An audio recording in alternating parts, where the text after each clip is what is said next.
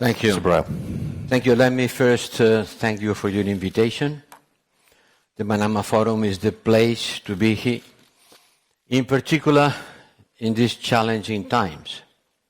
Happy to be here in Bahrain, which means between two seas, and this goes beyond geography.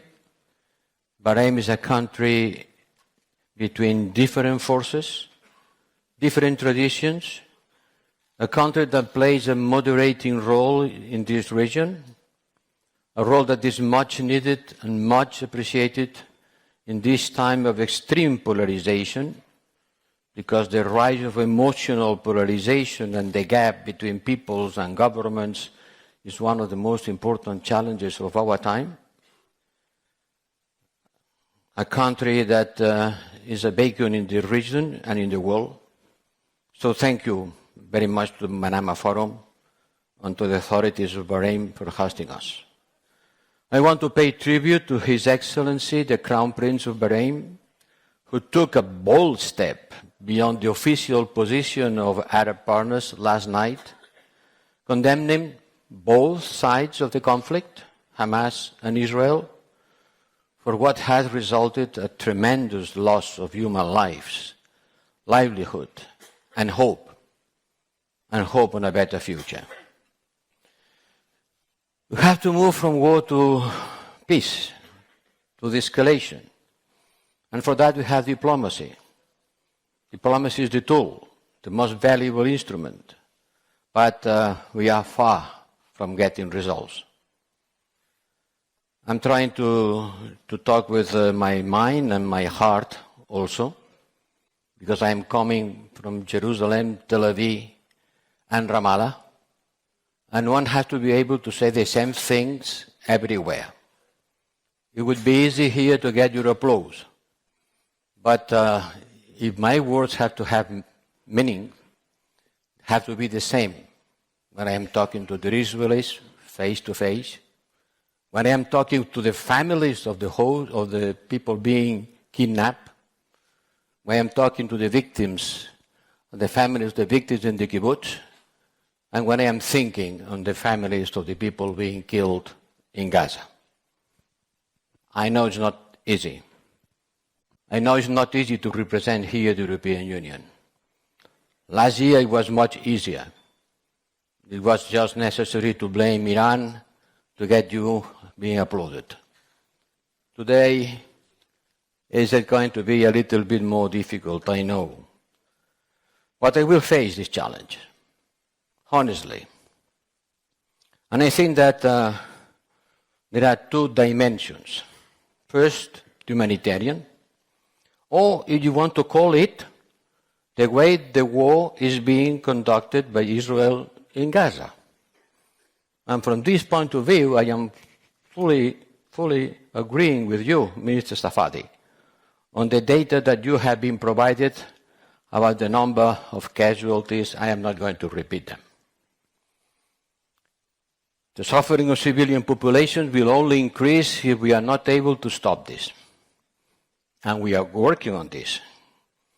We have increased our humanitarian aid, and certainly we have to do more. But it doesn't make any sense to give me a dinner tonight if you are going to kill me tomorrow. So yes, humanitarian support is needed, but what is more needed is to stop the causes that humanitarian need is needed. And the second one is the political stage. In Jerusalem and Tel Aviv, I met the United Nations agencies. They painted a dire picture. They know how the situation is running in Gaza. And when you go and you visit the kibbutz and you see what's happening there, you can only think one thing. One horror doesn't justify another horror. And after the humanitarian stage, there will be unavoidably a political stage. And the end game is well known. It's the two-state solution. However, I hesitate to talk about it. Not because I don't believe in it, because I don't see any other solution. I hesitate because we have been repeating once and again for 30 years two-state solutions. Since Oslo time, 30 years ago.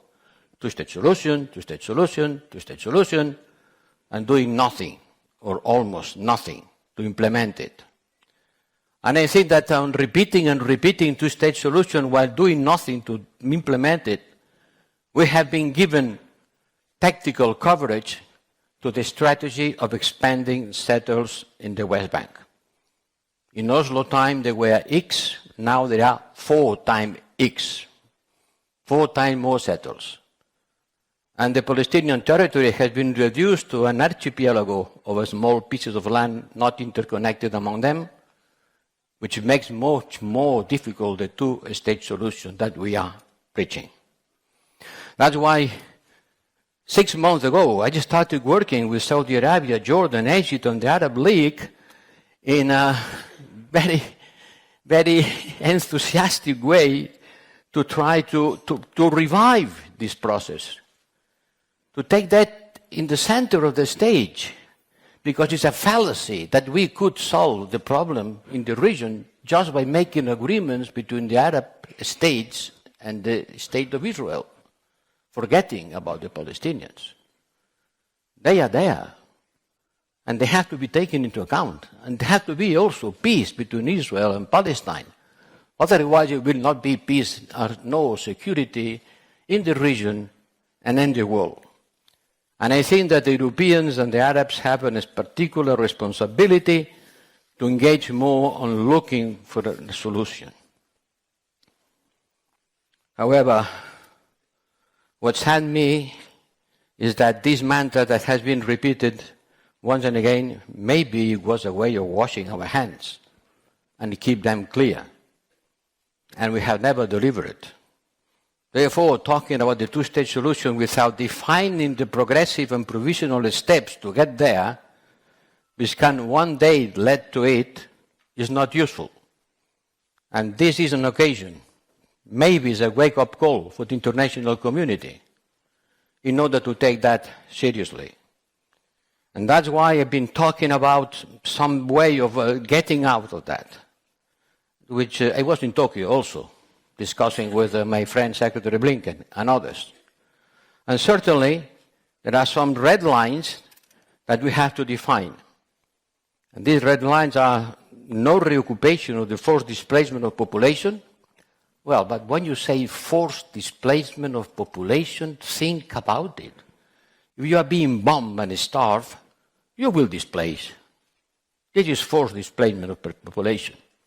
We mean not forced displacement of population out of Gaza, because Gaza is a Palestinian territory that should remain a Palestinian territory. So no separation of the territory of Gaza from the West Bank and East Jerusalem. There are no 3 Palestinian territories. There are 1 Palestinian territory. So no reduction of the territory of Gaza. Certainly not return to the status quo.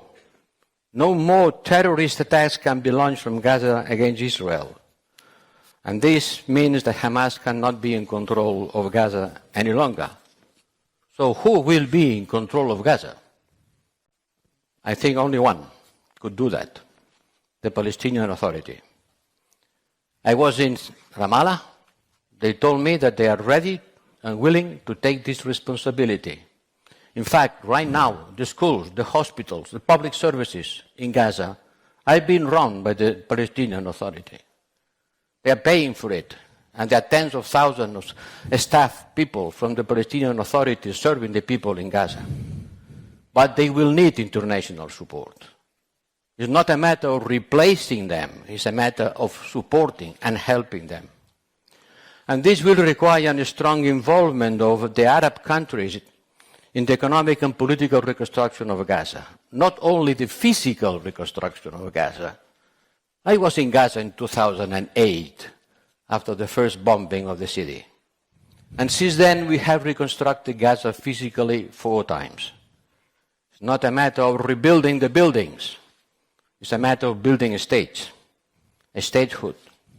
And the Arab countries need to take their political responsibilities, particularly those among You that have a good relation with Israel and also being trusted by the Palestinian Authority.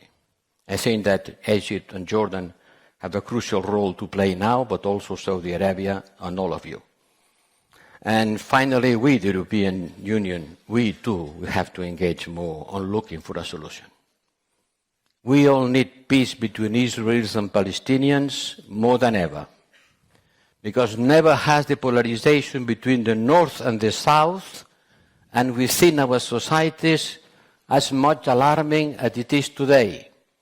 Thousands of anti-Semitic acts are being deployed in the Western societies. This has to be fight. Yes, Israel deserves security, and the Palestinians deserve dignity. Yes, Israel deserves security, and the Palestinians in the West Bank too deserve security. More than 400 of them has been killed since the beginning of the year.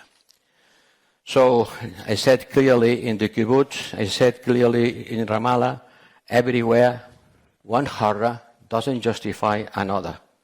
And enduring peace and security cannot be delivered without a political process. People have not responsibilities for the crimes that were committed in the kibbutz, don't have to pay for it. Peace has never seemed too far away. But maybe this is an opportunity that we cannot miss.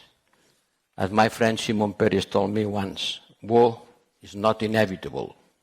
Peace is inevitable. And as a European, I can attest you that this is true. Peace is possible. The only question is, how many innocent lives will need to be lost until we get this realization? This lies in our hand. Let's work for it. Thank you. Thank you very much, High Representative.